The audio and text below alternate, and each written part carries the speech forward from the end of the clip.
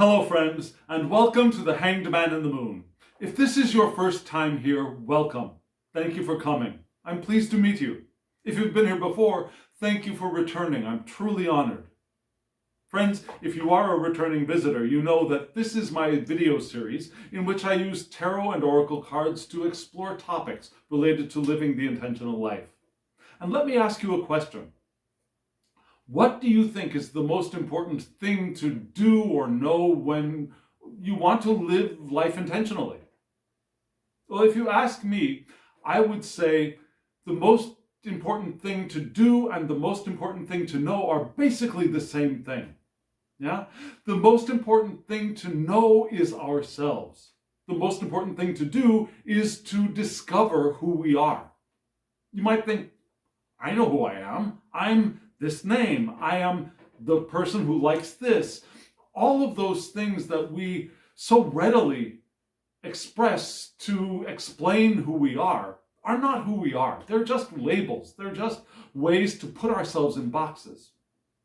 When we want to live life intentionally, we really need a deep, full understanding of who we are. And that being that we are cannot be expressed in words. We can point to it, like a finger pointing to the moon. Yeah, in Buddhist, it's not necessarily a legend, but in Buddhist discourse, one of the ways that people describe talking about or explaining meditation is a finger pointing to the moon. If you focus on the finger, you're not going to get anywhere. You're not going to get any information. The finger is merely pointing to where we should be looking. Now, the finger can't demonstrate, the finger can't be what we're supposed to be looking at, but it can show us the way. That's what our discussions about meditation are, showing us the way. They aren't the thing. So, one way for us to fully, deeply understand who we are is meditation. And this week's Tarot and Oracle spread is diving into that part of the intentional life as the launching point for this spread. It's not the entire spread. It is the launching point. It's the doorway, the gateway into the discussion of this week's Tarot and Oracle spread. So, as you know, the next step would be for me to show you the spread. Let me do that.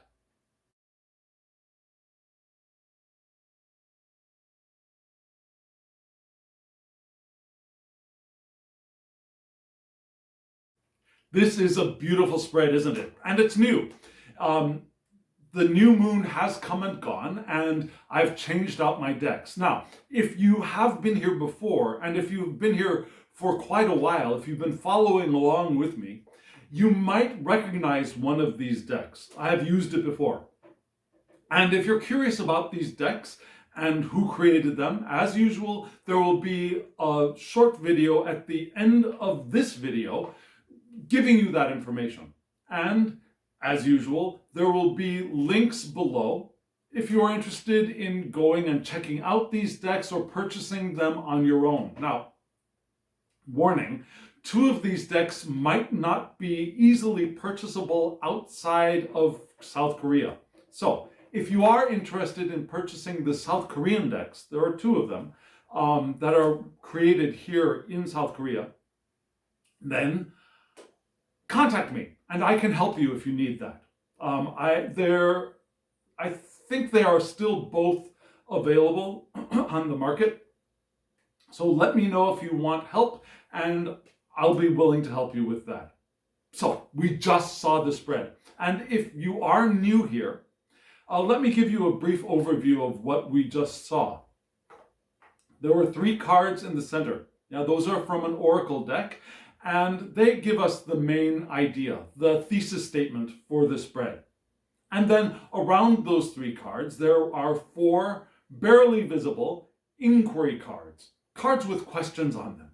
And each one of those questions is answered by 1 card from 2 different decks, so laid side by side. And so we have the spread, and we will, as usual, start with the oracle cards in the center. Beautiful deck. This is a beautiful, beautiful deck. Let's take a look at the cards.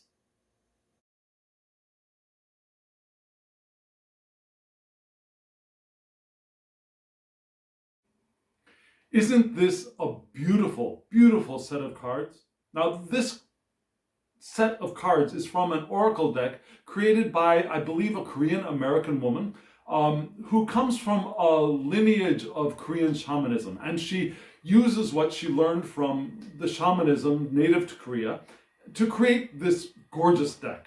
And we had 3 cards you just saw. From the left to the right, we had Manifestation, which is kind of a sigil card in this deck. Then we have Solitude, and then Goblin Play at the end. Now, I'll explain the 2 cards at the ends in greater depth in just a moment, but let's start with the center card because, one, I think it's probably the easiest for us to understand, and I think it's the central message of these 3 cards in this central thesis for the larger spread. So, what do we have? We have a person seated in the dark, cross-legged, on the floor, and the title is Solitude. I think we can all understand what this card is trying to tell us, right? It's the card of meditation. This person looks like they're meditating, right? We're seeing a meditating person from behind. And it's the card for seeking solitude.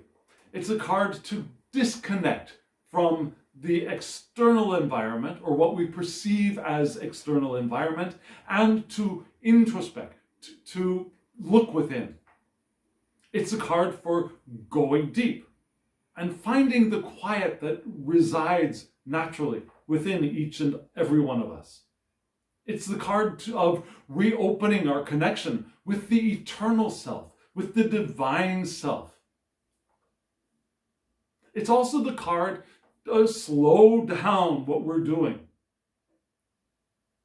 It's a card to connect with the infinite and the wisdom that we hold within and the magic that we have within each and every one of us.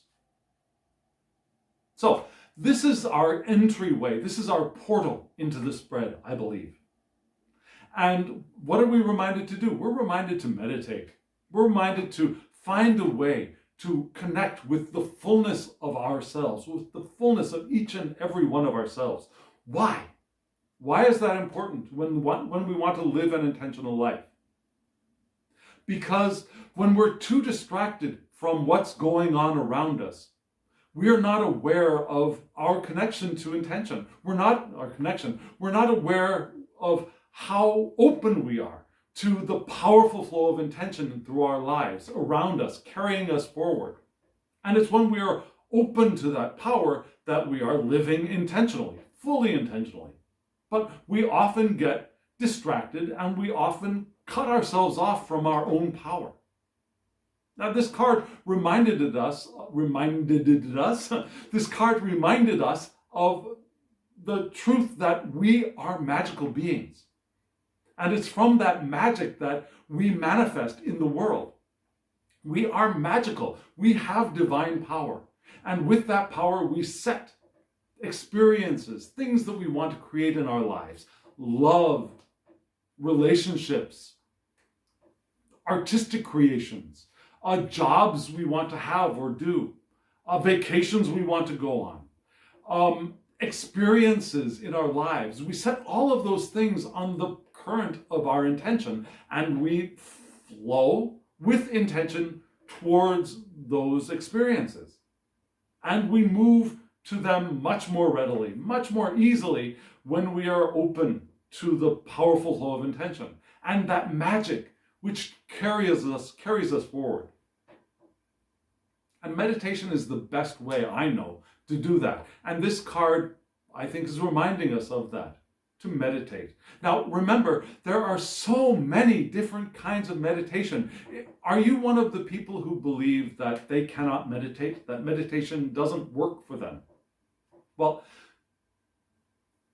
let me emphasize, let me teach you right now that there is a way a form, a method of meditation that is suitable for you. And you perhaps just have not found it yet. Now, if you are a comfortable, active meditator, now if you have a meditation practice, then you already know this. But if you don't, if you have a perhaps limited conception of what meditation really is, let me suggest to you that there are many possibilities. There are things like walking meditation. Washing dishes can be meditation. Meditation is not so much, as in this card, sitting down in the dark. That's not the only way to do it. There are other ways of meditating, and there is a way that is suitable for you. So I highly recommend finding a way of meditation that does suit your character and your characteristics and your expression of your eternal self in this physical body that you have, that you are co-creating. Find that way of meditation, because that is going to be your most powerful tool to live intentionally. Because that will open you to a deeper understanding of who you are, and also open you to an understanding of how open you are to the powerful flow of intention. Do you meditate? I highly recommend it, and this spread is highly recommending it as well. It opens us up not only to ourselves, but to the consciousness of the universe, the divine creating consciousness that we are all aspects of. Now, on the left side of this, we have the card of manifestation, which is one thing that we are very interested in when we are living intentional lives. Now, manifestation is not only creating things like cars or diamond rings or vacation packages in the Caribbean. Those are not the only things that manifestation encompasses. Manifestation, your relationship with your family, your significant other, your children if you have children, your furry friends if you have animal companions, all of those things are manifestations. Your body is a manifestation. This card encompasses all forms of manifestation in the universe that we engage in. Now, this card of manifestation is a specific aspect of that all-encompassing idea of manifestation. First of all, it is the card of abundance and fertility. Now, it's a sigil for both of those. This is a card called, in Korean, well, let me put this another way. The card is called manifestation, but if you look inside the sigil, the square box inside of the sunburst around it, you will see in Korean, Magohamshin. Yeah, Magohamshin. Let me explain that a little bit to you. Mago. Now, if you were to expand these names, it's actually Magoharmi and Samshinhami. Now, Harmi means grandmother, and it's a familiar, endearing way of describing a divine being. Yeah. There's also Samshinhami, which is the mountain goddess. And I don't know if you know this, but when we think of things like Magoharmi and Samshinhami and Sanharmi, they're an indication that Korea, not only Korea, but Korea, was originally, or at least in the past, a matriarchal society. The goddesses were the most important in Korea in the past, before the patriarchal society took over. And the creation stories that remain from that matriarchal lineage include Magoharmi and Samshinhami. Now, Magoharmi is perhaps the oldest, I think. I don't know. There's no real indication of which one is older of these two. But Magoharmi is, I'm sorry, I slipped into Korean there for a minute. Magoharmi is a singular divine being. And this divine being is the one who creates all of the land from her own self. Yeah? Magoharmi creates land and water from her own being.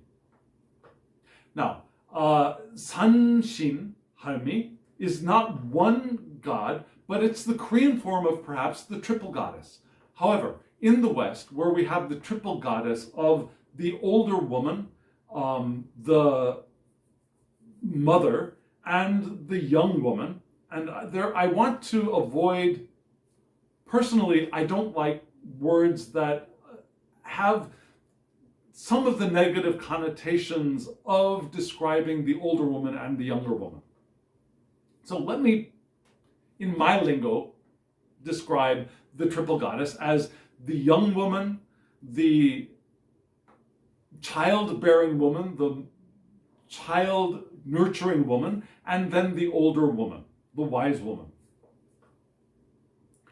And in Korean, the triple goddess is more perhaps like the three fates, maybe, but the triple goddess is born from the original,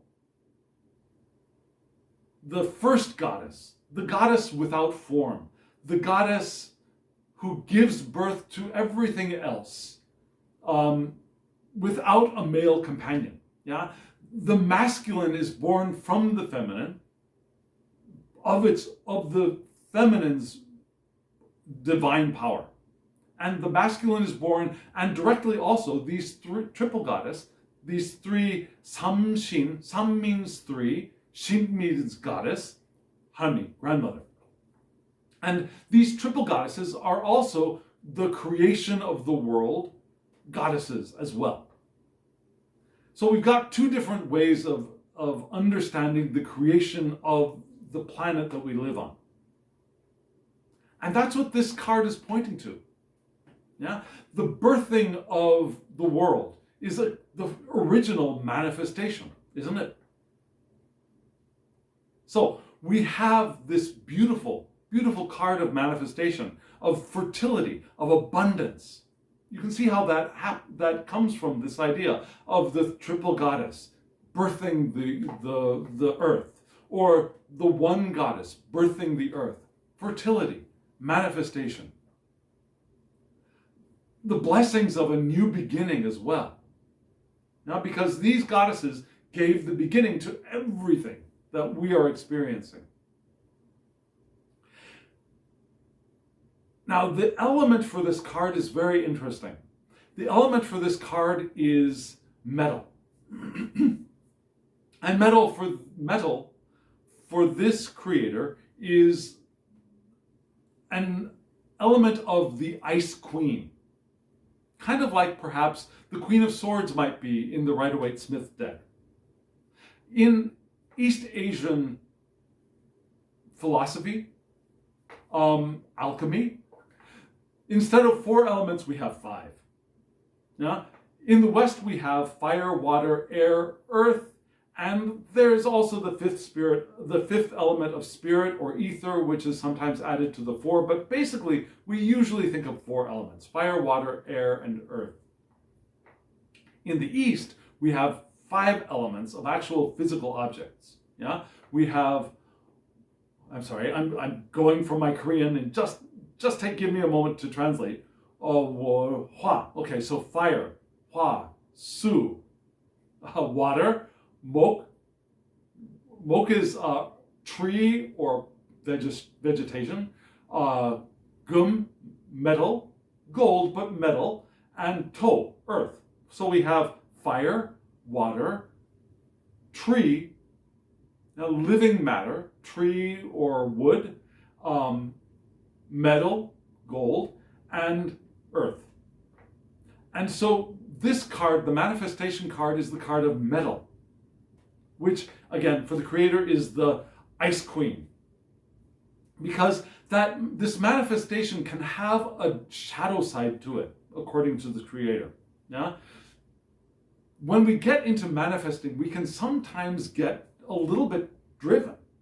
Have you noticed that? Once you've got this thing that you, or this experience, or this passion that you have decided you want to manifest, have you ever noticed yourself getting very attached to that and getting very driven towards that manifestation? It's the card of discipline, which is good. But discipline can also go a little bit too far. Yeah? When our discipline becomes too rigid, we go into the danger of becoming imprisoned by our discipline. And this card points to that as well. It's the card of minimalism, which is interesting. Yeah? We want to manifest, but we don't want an over-manifestation. We don't want creation to the point where it starts killing itself in its own abundance. Yeah? Too much abundance without any death, without any cutting away, without any pruning, is self-killing, defeats itself. It can be a card of rigidity, which I think I also mentioned. The card of the loyal, protective one, but also judgmental. Yeah?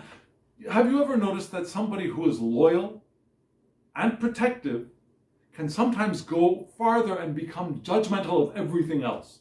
Yeah? This is the thing that I love, that I am loyal to, and that I will protect, because all of the rest of it is bad for all these different reasons. That's taking loyalty and protection to an extreme of becoming judgmental. And these are all aspects of the metal element. So this aspect of the metal portion of manifestation requires some balance, doesn't it? Yeah? So that we don't go too far into the extreme of becoming driven in our manifestations, becoming too disciplined in following the course of our intention, that we become rigid and start cutting ourselves off from the powerful flow of intention, because intention requires some flexibility. Water. Yeah? Intention for me is like water flowing.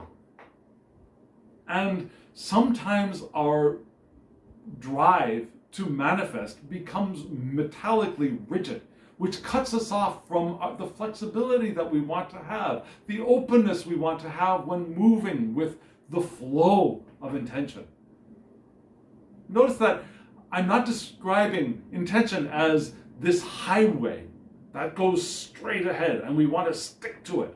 No, intention is more naturally flowing, and it flows around things and veers directions and is powerful in all of those aspects. So, the metal of this manifestation card, again, wants to have balance. And this oracle spread gives us the balance with goblin play. Now, goblin play, yeah? What did you think of the image on the goblin card? Do you remember it? Yeah? There was a kind of roundish-faced, demon-looking creature, but to me, he's kind of cute. Yeah? This is the dokebi in Korean, dokebi. Now, the dokebi is a trickster, a little bit like Loki, perhaps, in the Nordic traditions, a little bit. And I don't have strong research behind this. However, I was told by someone that I know who is into the research part of this, is Korean, and likes to research mythology and how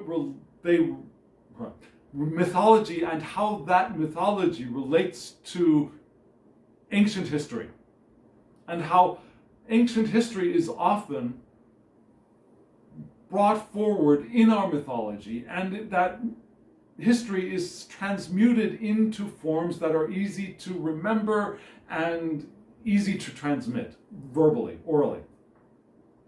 And so this dokebi could have been a very ancient, not an old person, but old times, in ancient times, a general who was feared by the people in the Yellow River area, because this general was from perhaps the old Mongolian, Proto-Korean tribes protecting the north and coming in to invade the southern area of both China and perhaps moving into Korea.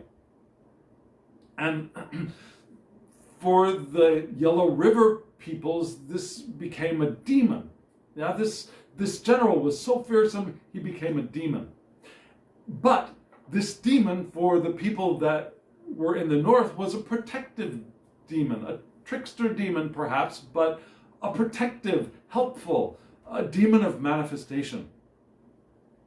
And if you look at Korean architecture, old Korean architecture, there are probably several kinds of roofs, but there are two kinds of roofs that are most common in older architecture, more traditional architecture. One of them is a straw roof, and the other is a tile roof, probably for more wealthy homes. And on the tile roofs, there are end tiles. And the decorations on many of these end tiles is the dokebi, this little demon, trickster demon, to scare away evil. Because this demon can sometimes do nasty things to us, but they often do nice things for us as well. So, this card represents what? Seeking fun and pleasure. Now, the dokebi likes to have fun, likes to enjoy their time. And this is what balances out the manifestation card, that driven card. If we become too driven with our focus on our manifestation, growth, becoming, I gotta get it, I gotta do it, I gotta have it, I gotta move forward. If we become too driven, too restricted, too diligent, we want to balance that out with fun and play. It's the card reminding us to channel our playful energy into our lives and into the powerful stream of intention. It's the card to remind us that when we are beginning to feel a blockage, that what we can do is find our inner free spirit and play a little bit, explore a little bit, break out of our boxes before our boxes are broken open for us, in a tower moment, for example. But how do we notice whether we're closed off or we're too judgmental or too rigid? If we've gone to the very negative side, the very negative aspect of the metal element from the manifestation card, meditation.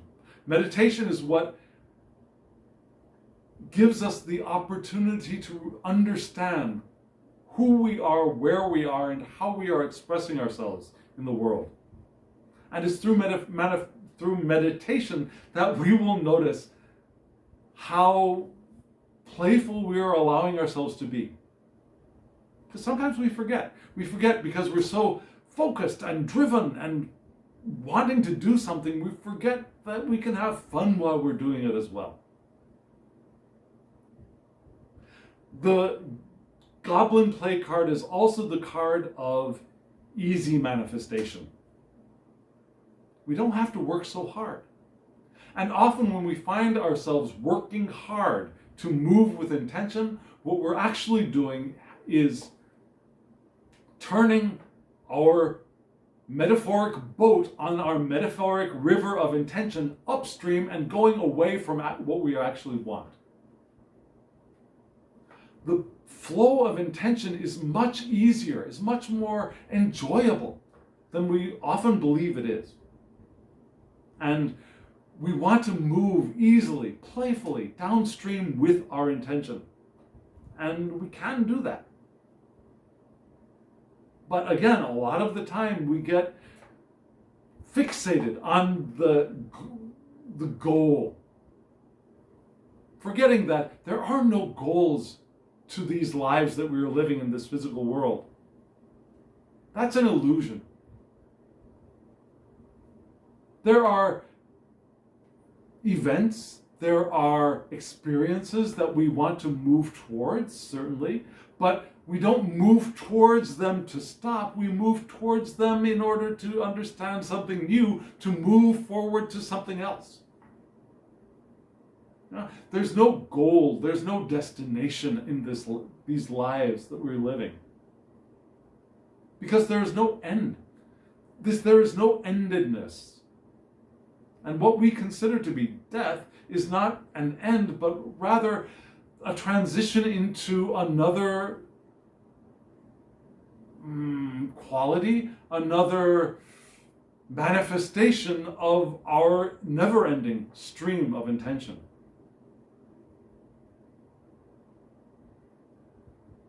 And so these three cards are reminding us, one, get back in touch with ourselves. Find out who we are and how are we being in the world. And once we are there, we've got the magic to manifest again. We can realize the magic to manifest. And manifestation is part of it. And manifestation is wonderful. And manifestation is fertility and abundance. But there is a shadow side to the manifestation that we want to be sure we can avoid by balancing the metal with the playful goblin. To move forward with abundance and fertility and play and fun and easy manifestation. Playful manifestation. For those of us who perhaps got the impression that law of attraction means that we don't do anything, that is such a misunderstanding. We came here to do. We came into these physical bodies to do, to express, and that is all law of attraction. Every action that we perform is law of attraction. Does that make sense to you? Can you understand that? That law of attraction is action in motion with intention towards the manifestations that we have placed on our current, our river of intention. And these three cards beautifully show us how to do that. So friends, we've got 4 questions to ask of these 3 cards. Let's move on to the first question.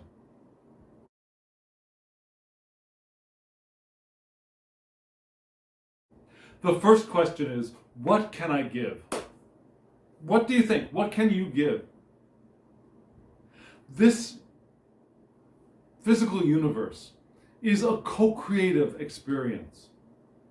And we receive and we give. Yeah? There's a beautiful cycle to life in these physical bodies, of exchanges of resources, exchanges of materials, exchanges of emotion, exchanges of attention. So as we receive, we also give. And that's the beauty of this existence in these physical bodies. Do you agree? What can we give? We have 2 answers to that question. And you'll notice that it's very interesting how these 2 decks work with each other. I was a little surprised to notice this, but the pattern seems to be continuing, not only with this spread that I've laid, but in other spreads that I have been laying with these 2 sets of cards. I do a daily draw, a daily reading with these cards as well during this lunar cycle. And so let me get into the answer to the question. You've been waiting for a while now, huh? The first answer on the left is the 3 of Cups. What can I give? 3 of Cups. Perfect answer. I can give celebration. I can give merriment and joy. These are 3 aspects to the 3 of Cups. Yeah, the cups are the suit of emotions and intuition, but also emotions. And the Three of Cups, you see three figures. In the Rider-Waite-Smith, in Pixie's art, Pamela Coleman Smith's art, we usually see three women, each in different colored clothes, celebrating together in the great outdoors. Now, here instead of three women, we see one man and two women. They're not exactly all three relating directly to each other by eye contact, but we see that they're all in the same place and they all have their own set of their own focus. One woman is in physical relationship to the man, but her attention is on the other woman who is actually in front of all three in the front of the card, facing us. But still, these three seem to be interacting with cups, perhaps of alcohol. Celebration. We can give celebration. We can give joy. We can give merriment. And when we are doing that, we are the most open to the powerful flow of intention. We can give friendship. This is a card of friendship as well. And we can give friendship. And as we give friendship, we are also more open to the co-creative process. It's a card of collaboration and creativity. Now, the three are emotionally interacting, collaborating, bringing their own talents, their own special points, their own special individual abilities and ideas and hearts together with the other two, and from that merging something new is born. So creativity. Now, when we come and share with each other, when we come and open to interacting with each other, like these three are open to interacting with each other, something new is born of that interaction, of that interplay, of that combining of spirit and heart. So that's what we can give. We can give our hearts and our friendships and our intention and our individual talents. And from that we receive, because the new creation is our creation as well. We're not creating for anyone else, we're creating for us. Now, the card on the right is interesting. It's also a three. Did you notice that? Yeah, we have two, three. Wow, sorry. My hands are a little bit stiff because it's a little bit cold here. We have two threes here answering the question, what can I give? And on the left we had the water suit, the cups. Here we have the air suit, the swords. Not a very happy card to show up in a what can I give question. The Three of Swords is usually strife and loss and heartbreak. Yeah? It's a card of emotional pain and hurt for many people. Now, for me, I tend to read that a little bit differently, because this is a swords card. This is a card, the suit of swords, of the mind and communication. And can be writing as well. Journaling. But the Three of Swords for many people is is a very emotional card. And in the Rider-Waite-Smith deck, we see a heart, just a heart, pierced by three swords, and often there's blood dripping down as well. And there's rain too in the background. Tears flowing. So for many people, it's an emotional card. But for me, it's not the emotion, but what we learn from the emotion. Now, what have we learned from our emotional experiences, especially our heartbreak, our feelings of loss? What have we gained from that?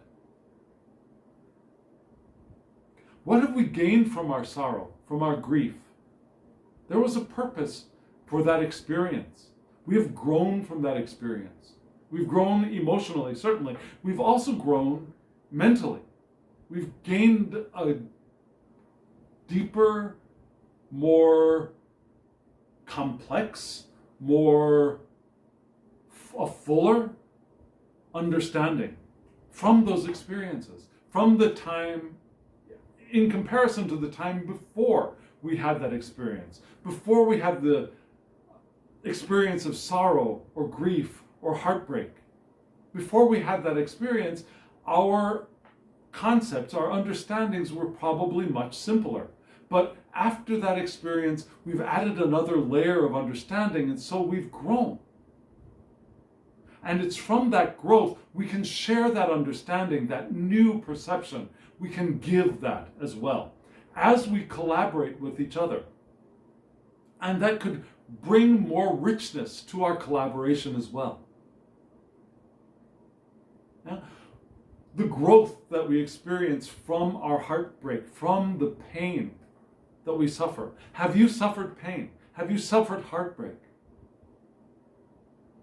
Have you noticed how much you grow after that? If you allow yourself to. A lot of people get stuck in their heartbreak, in their pain, in their grief. If we get stuck in that, then we need perhaps help to move past it. If we can't get past it, if we spent a year or more stuck in grief, stuck in heartbreak, stuck in loss, then we clearly need help to get past it. Not to forget it, not to pretend it didn't happen, but to get past it, to grow from it, to become the new self that we have the potential to become. And once we become that new self, with those added layers of understanding and more depth to our empathy and compassion and all of that, we can share so much more in our collaborations. And our collaborations become so much richer, so much more creative. We are able to manifest so much more. And that's what this combination of these two threes, I think, is here telling us what we can give. We can give of ourselves in all of our complexity, in all of our depth, in all of our understanding. And as we do that, our co-creation is so much fuller, so much richer, so much deeper, so much more developed. Like the difference between the drawings you drew when you were 5 years old and the drawings you drew when you were perhaps a later teenager, and the drawings that you could have done with more training, perhaps if you have been to art school and you've developed that, the art that you create now. Now we've matured. And in our maturity, we can give so much more. And it's not just amount, it's depth again, and richness, and breadth as well. That's what we can give. Let's take a look at the second question.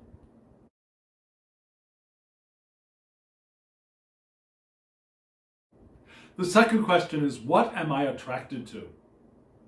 Now, after we've asked ourselves, well, what is my offering? What can I share? What can I give to this co-creative experience of this physical universe? Then what am I attracted to? What am I drawn to? What manifestations have I put out on my powerful, powerful current of intention? What am I attracted to? What do I want to move towards? And we have two cards answering this. One is the Four of Pentacles, and one is the Eight of Swords, another swords card. Now, the Four of Pentacles can also be a rather negatively perceived card. And it can be, certainly. What do we see here? We see a male figure wearing traditional Korean clothes, a wealthy person. Yeah, we could tell by the hat, by the clothes, that this person has money. And then you can also see the coins sitting there in front of him. He's got one coin in his hand, and he's got three coins, right? He's got three coins in front of him. And the 4 is the number of stability, right? It's the number of foundation. And you'll also notice in this card, there is a fish hanging up from above. And maybe if you're not Korean, or perhaps not even Japanese, if you're not East Asian, I'm not sure how many cultures do this. However, in this culture, that fish hanging up there is a good thing. Yeah, it's a gurbi or a jogi are two names for this fish, and it depends on how the fish is prepared. It's the same fish, but it's dried, and it's one of the very most common gifts, especially in modern times, to give during the two, we call them Myeongjol, the two major holidays of Korea. One of them being Seollal, the Lunar New Year, but even more commonly given at Chuseok, which is the harvest festival, the festival of abundance. And these fish are dried and then tied up in strings. Well, they're tied up in strings to dry. And then traditionally people used to give these and also have them. Once they received them, they cooked the fish and they're laid out on the ancestral table, which was a table to venerate their ancestors. Ancestor veneration is done particularly on those two holidays, again, Seollal, the Lunar New Year, and Chuseok, the harvest festival. And there are other times for ancestral veneration. But the gurbi is often used, cooked and used on that table for venerating the ancestors, and offering the food up to the ancestors before the living people eat it later. So the gurbi, the jogi, they're a fish of abundance, of wealth, abundance of wealth. So this person not only has the coin, he's got the stuff to eat, the expensive stuff to eat, the signs of abundance. So this is a card of saving money, perhaps for some people, of security, of conservatism. Now, conservatism can be negative or positive. Remember that. We're not talking about political conservatism, but of conservatism of resources. Yeah, conserving resources, which some very liberal people are very interested in. Yeah, conserving the environment, conserving species are all part of this 4 of Coins card as well. It's the card of frugality and of control of assets, control of material, which is what the Coins card is. Of the physical, our physical bodies, control of our physical health, control of our resources, whatever they be, in the physical, of our homes, conserving our homes as well, which are all things that we actually want to do, I believe. We don't want our homes to be destroyed. We don't want to lose all of our money. We don't want to get sick. We want to maintain all of those physical aspects of ourselves. Again, financial, health, homes, residence, other material resources, air, water. We want to conserve all of those things. And the 4 of Pentacles is the card of that. And we're attracted to that aspect. We're attracted to having a secure base from which to move, from which to continue flowing forward.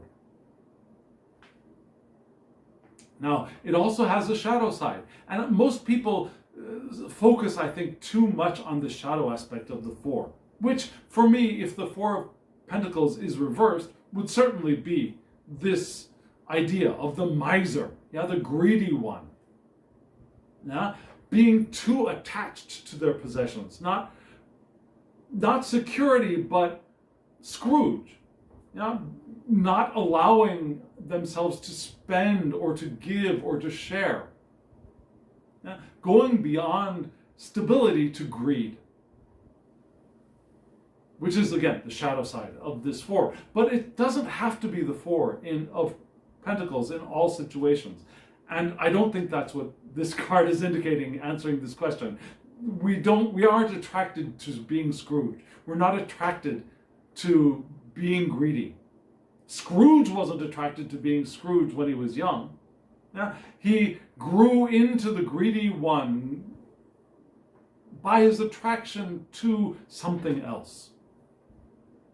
And his fear transformed him into what we consider as a Scrooge. But we're attracted to stability. That makes sense, doesn't it, to you as well? And then right beside it, what do we have? We have the Eight of Swords. And in this card, very similar to the Rider-Waite-Smith cards, although in the Rider-Waite-Smith deck, the swords that surround the woman who is tied up and blindfolded, also tied up, blindfolded female figure in this deck, but the swords are only around her sides and behind her. Yeah, this figure has a much easier path out than in the Rider-Waite-Smith Pixie's art, but even in Pixie's art, there is a path out. This path is much clearer. The Eight of Swords is the card of negative thoughts. It's the card of self-imprisonment and restriction. Now, is that what we're attracted to? No. However, when we are attracted to stability, we are in danger of moving into the Eight of Swords. Now, our stability can become, we can be so attached, instead of attracted to stability, we can become attached to our stability. And when we are attached to our stability, then we move into the Eight of Swords frame of mind. It's the card of the victim mentality. And when we become entrapped by our need for stability, we start feeling like victims, like everything is a potential attack to us. And those few bad things that happen to us, maybe that depends from person to person. One bad thing could be a huge, immense trauma for one person, whereas for another person it could be something that's easier to get over. We're not putting judgment on who, it's not a competition, who is feeling more trauma than who, right? Our trauma is our own experience, but we can bind ourselves to our trauma, bind ourselves to our fear, become the victim. When we become too attached to our security. It's a card of confinement. It's a card of captivity and of constraints. You can see that, right? That she's constrained and unable to see. And though she could cut herself free and remove the blinds and see the path forward, at this moment, she's unable to. And that's that attachment to security. Not using security and stability as a platform to move forward from, but something that becomes a rigid confinement for us. That we become afraid to leave. And so we bind ourselves up. We place swords around us. And then we tie our eyes off from seeing other possibilities. And that's not what we're attracted to. We're attracted to the stability of the four that allows us to move forward. But we have to be careful to avoid, to notice when we're moving in from our attraction to attachment. Because it's that attachment that confines us, that blocks our vision, that traps us and makes us feel like we are the victim of potential attack or real attacks that have happened. Have you experienced moments or times of that Eight of Swords in your life? Have you felt confined, like your possibilities have been cut off? Have you been able to move past that? We always have the possibility to move past that. And that's what this pairing of cards is reminding us, that we can keep our stability and still move beyond the confinement of our thoughts, our negative thoughts, our fears, our attachments. So we got a third question. Let's take a look at that.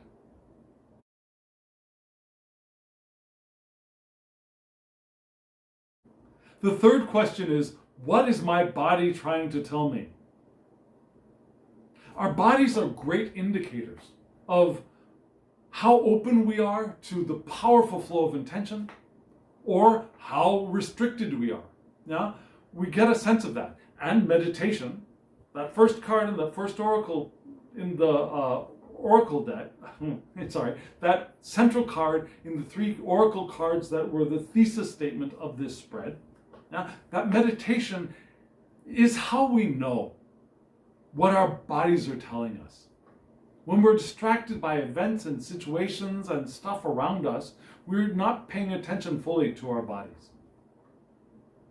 So, to hear what our bodies are telling us, we want to spend time in the meditation that suits us the best. And the 2 answers we have to what is our body telling us are, one, the King of Wands, and the other, another swords card, the 9 of Swords. So, what is our body telling us? First, let's start with the King of Wands.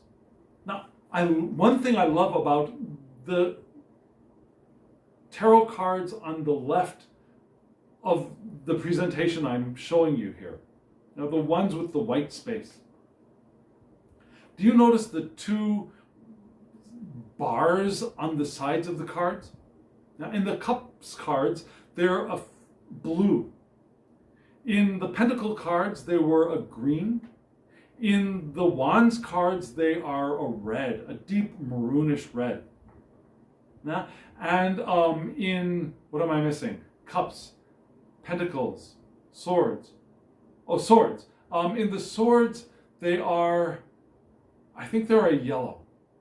We don't have swords from that deck out right now, and I think they're a yellow. Maybe we'll see them in next week's spread. So back to the question of what is my body trying to tell me, and my body is trying to tell me King of Wands. My body is trying to tell me that I am the King of Wands. I have that. I am that. Now remember, King of Wands is actually a non-gendered card. Presents itself as a male figure in this card, but men are kings of wands, women are kings of wands, non-gendered, non-binary people are kings of wands as well. The King of Wands is not a gendered card, but a ranking card. And the King of Wands is the master of their suit. So my body is telling me that I am a natural born leader. I have that in me. So when I'm in the 3 of Cups, collaborating, joining, sharing my joy, I can also, when it's my time, when it's appropriate, embody my inner King of Wands and be my own leader. It's a card of grand visions. My body is telling me that I have grand visions. My body is telling me that I have the potential for long-term success as well. And my body is telling me how open I am to that and how, or on the other hand, how closed off I might be to that. Now, my body is giving me all of those indications. Wow, tensions, pain.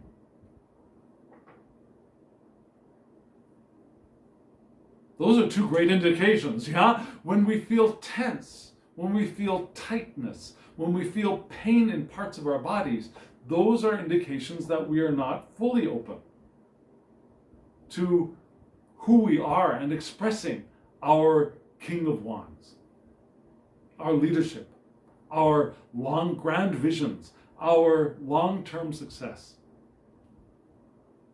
And you'll notice in this card how comfortably the king holds their wand.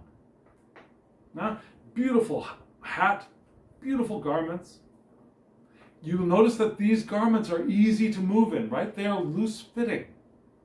Now, our body is telling us that the King of Wands can move beautifully, easily, fluidly. Even though it's a fire card, a fire element, this fire can move easily and holds the wand of their power comfortably. Not tightly, not rigidly, but comfortably, with ease. It's the card that can sometimes be demanding, can sometimes be noble, and can be honest. So, we have that within us. Our bodies will show us and other people, some from time to time, whether we are being honest. Are you able to notice whether someone is honest by their bodies? Our bodies show us ourselves, and our bodies show others how honest we are being. Because we are, from the moment we were born, we are honest beings. We are, at the core of our beings, honest. And we're noble. From the time we were born as babies, we were noble babies. And we learn other stuff that perhaps covers over our innate nobility. But we are noble beings. We are honest beings. And we can sometimes be demanding. So we want to be careful of that. But we are noble and honest, and we have our own inner King of Wands. And our bodies are telling us how much we are accessing that, how much we have of that available to us at any moment of any day, of every moment of every day. And then right next to that we have the Nine of Swords. The Nine of Swords is not a happy card. In the Rider-Waite-Smith card, what do we see? We see a person lying in bed in the dark, deep dark, black background, and the person is awake. They're sitting up, and there are 9 swords on the wall. And this is usually considered the nightmare card. Yeah, it's a card of anxiety, of worry and fear, and we see that in this deck a little bit. It's not as dark. The 9 swords are contained in this one in some kind of looks like a royal, what do we call those things? A crest? Yeah, a royal shield. Now there are 9 swords crossed on the shield, on the wall. But we see a person seated in their bed, one leg crossed over the other, hand like this, looking like they're worried. Now, perhaps they woke up from a nightmare. Perhaps they haven't been able to get to sleep. This is also the card of insomnia for many people. Of depression and grieving can be an element of this card as well. And our bodies are telling us also when we are moving towards that 9 of Swords expression of ourselves, when we're starting to worry, when we're starting to feel anxiety, when we're starting to be fearful. If we are really paying attention to our bodies, we can feel that before the thought even arrives. Often, our bodies will react before the thoughts are formed in what we consider our conscious minds. And so that's why meditation is a wonderful tool, because when we are open to ourselves, we are open to the experience of our bodies, and our bodies will give us those indications before the thought appears. If we are truly open to what our bodies are telling us. And if we can catch those thoughts before they are fully formed, we can perhaps release them much more easily before we get trapped into that cycle of the anxiety and fear and worry. Do you ever get trapped in those repetitive thoughts of fear, of anxiety, of worry, of angst? Have you ever gotten trapped in one of those cycles? If you're watching this, you probably have in the past, or maybe you're feeling that right now. There's always a way through it and past it, but most of us get trapped in those cycles of negative thoughts, of fears and of anxieties at some point or another. If we've been a teenager, we've probably had at least moments, if not periods and weeks and months of that. So our bodies are telling us when we are feeling fully open to our King of Wands and when we're cutting ourselves off with the Nine of Swords. Because when we are in that Nine of Swords time, period, moment, hopefully it's just a moment, but when we are in that experience of the Nine of Swords, we are cut off from most of the power of the flow of intention. Now, we are in full resistance mode when we are in the Nine of Swords. And so, we find ways to ease our way past that and through that. And if we're lucky, if we're able, not lucky, it's not luck, it's habit, it's a skill to remain conscious and aware of our bodies. And if we can do that, if we can be in the moment and aware of our bodies, we can notice those fears and anxieties before they fully form. And we can develop the habits that will allow us to release those fears and worries before they fully form. And move back into our King of Wands. Let's move into the fourth question.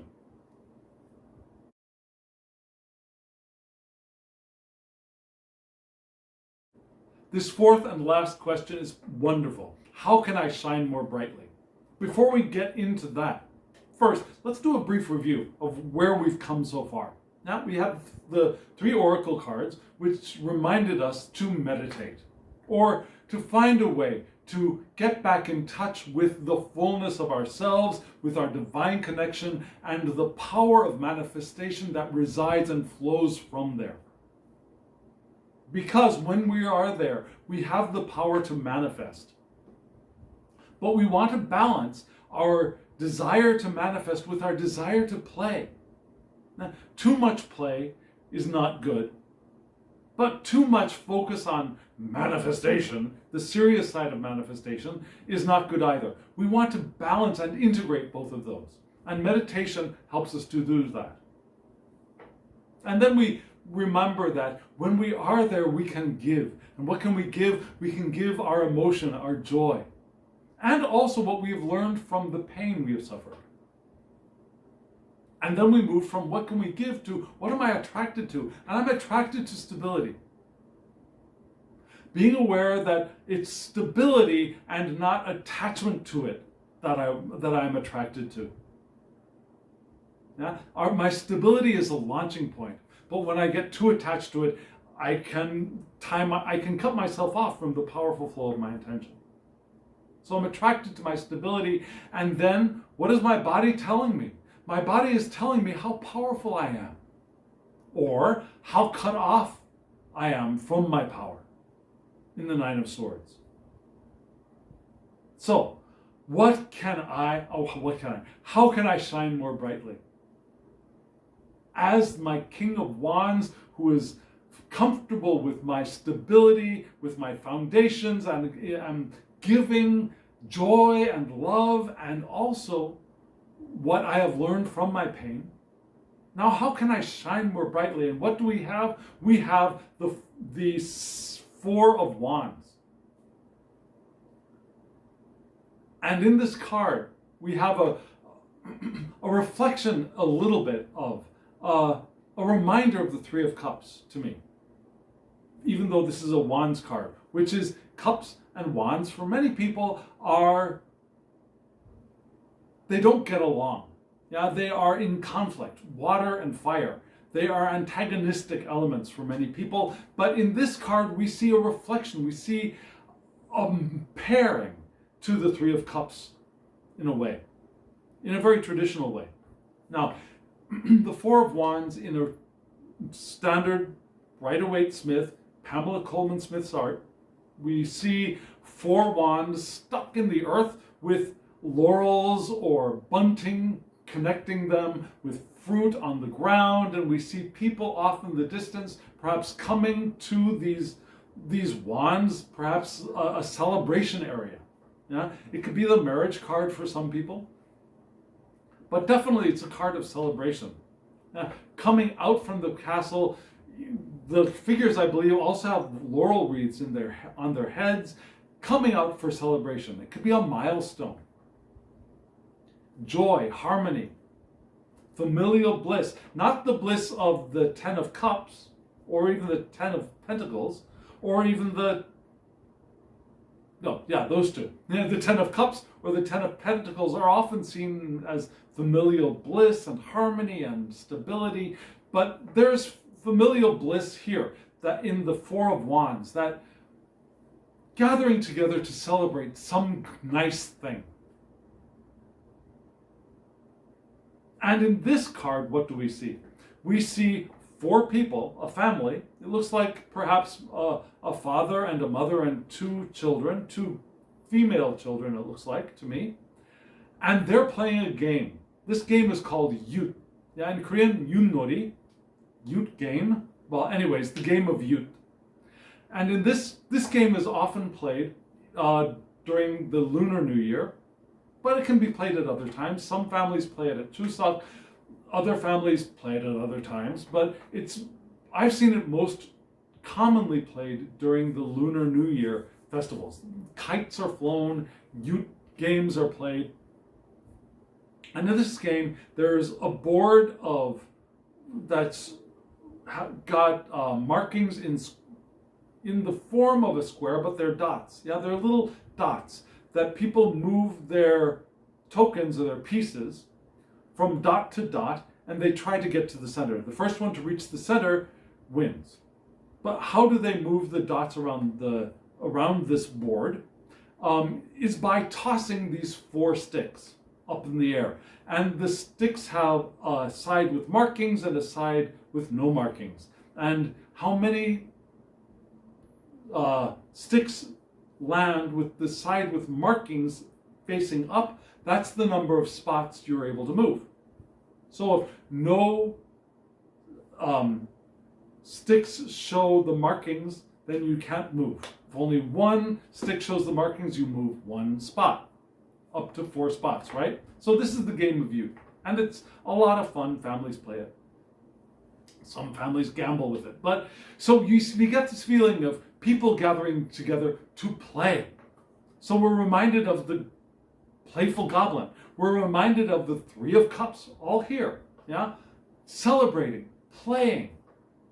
That's how I shine more brightly. I shine brightly by manifesting playfully, easily, with enjoyment, with the people I love, with my tribe, my peeps, my people. It's a card of relaxation and harmonizing as well. So it's in that time of relaxation and fun that I naturally shine more brightly. That makes sense, doesn't it? Now it's not the next, now you'll remember that the Five of Wands is the card of competition. Yeah? So this game is not to be played in competition here, but played for fun, for the enjoyment. The card right next to it is my card, but you can't really tell it very easily in this particular expression, in this particular tarot deck. This is, did you notice it was the Hanged Man? That was the Hanged Man. Now, in the Hanged Man card in the Rider-Waite-Smith, in the Tarot de Marseille, even in the Thoth decks, you see a human figure turned upside down, the Hanged Man. However, in this tarot deck, we don't see a person turned upside down. What we see is two people walking along the street, one of them with this huge glowing halo around them, and there's another person up on perhaps a balcony looking down at the person walking in the street. And this looks like a very wealthy residence, right? A wealthy residential area. Actually, this is a royal family.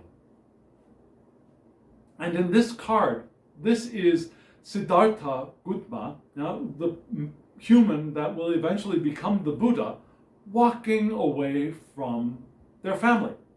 And in the building up above is one of their family members, their child, looking down at their father walking away.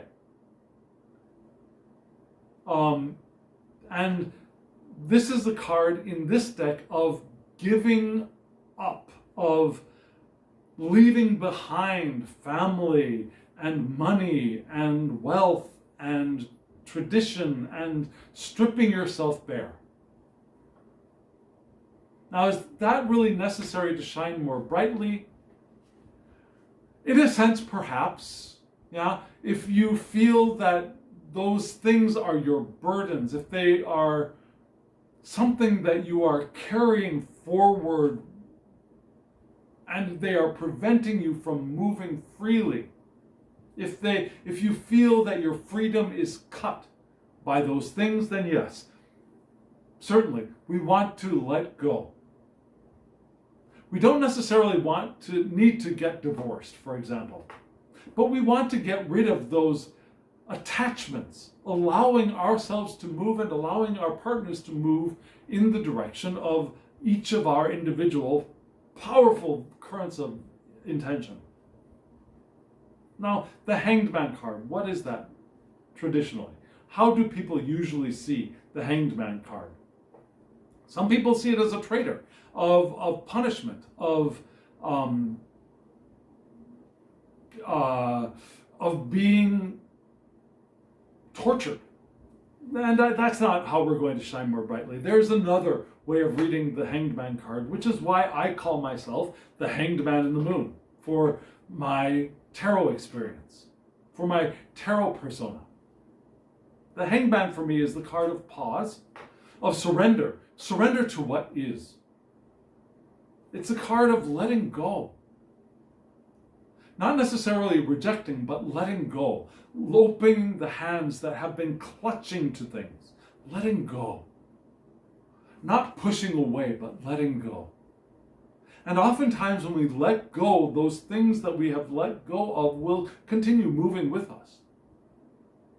Sometimes they'll move away, but oftentimes they will also move with us. We don't have to clutch. And when we clutch to things, when we are attached to things, then we are again cutting ourselves off from the powerful flow of intention. The Hanged Man is also the card of new perspectives, of self-sacrifice, sure. And when we are sacrificing ourselves, when we are seen as sacrificing ourselves out of love, out of giving. Remember, what can I give? Sometimes when we give, we are perceived as self-sacrificing. When we do that out of love, out of joy, that's the self-sacrificing aspect of the Hanged Man to me. Not the, all right, I'll suffer so that you don't have to suffer. Not that self-sacrificing, but the self-sacrificing of, yes, Let me give of what I have. Let me ease your pain, because I love you so much, because I get joy out of helping, because I get joy out of giving. And then we shine very brightly, don't we? It's the card of prophecy and of grace. Now, even in this card, we see the person with the halo.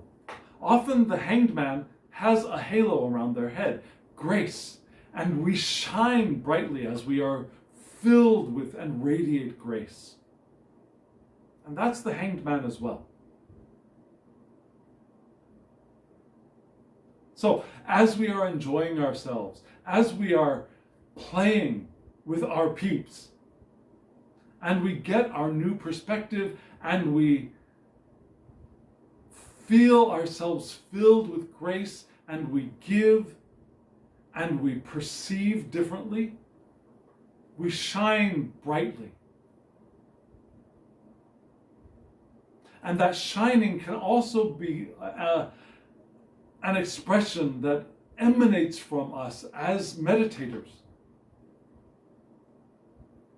But meditators who interact from that space of openness also shine very brightly. A meditator can play very easily, very joyfully, and shine very brightly, as the hanged man can shine. Does that make sense to you? Does that flow of ideas bring meaning to you? I'd love to hear about that. I'd love to hear what you think, how you understand what we just saw in this beautiful tarot and oracle spread. Let me know in the comments below. And friends, if you are new here, hit the subscribe button and the alarm bell so you get reminders and notifications of when I upload videos. I usually do 2 a week. Yeah, I'm doing this series and also a newer series called Le Pendu dans la Lune, in which I use Tarot de Marseille and older Italian decks to answer a specific question that comes from this larger spread. So I do this video, and then I pull one question out of this one and do a shorter video with a Tarot de Marseille or an older antique Italian deck. So take a look at that series as well. You'll get notification of when I upload that video if you hit the alarm button. And like this video if you got something from it. I'd love to see those little thumbs up buttons hit. Share this with somebody or anywhere that you think that people would appreciate this. And again, comment below. I'd really love to hear from you. I'd like to hear how this relates or is reflected in your experience, or how your experience is different from what we were just discussing and looking into together. I'd love to hear from you. And now, as always, I wish you love, joy, well-being, and pure awareness. Thank you.